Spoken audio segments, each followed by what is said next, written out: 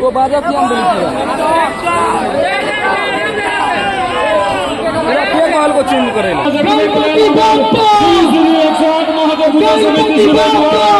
सभी से रवि लोगन का हार्दिक अभिनंदन करे गणपति बाप्पा गणपति बाप्पा मंगल मूर्ति गणपति बाप्पा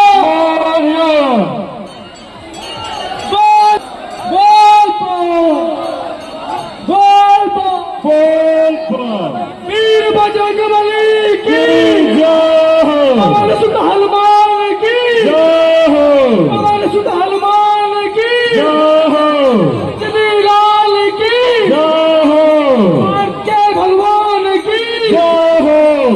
के भगवान की जय के भगवान की जय सरस्वती मैया की जय बिना पुस्तक धामी की सरस्वती मैया की जय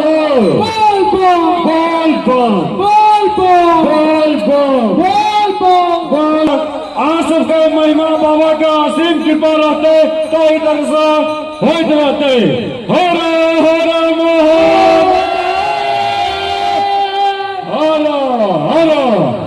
लक्ष्मी नारायण की लक्ष्मी नारायण की लक्ष्मी नारायण की जोर जोर से और जोर से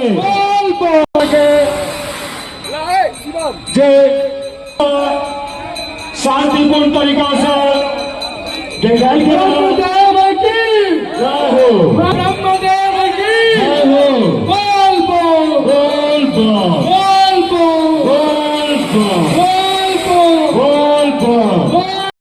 और इधर से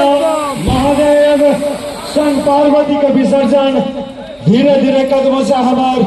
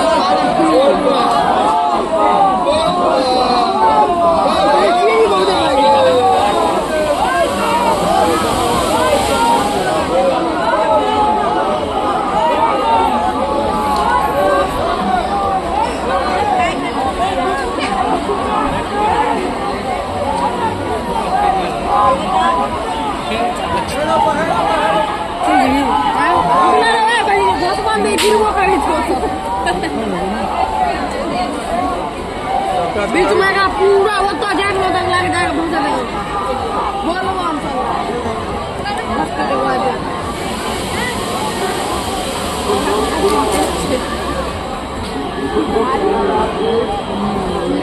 10 दिन के बोल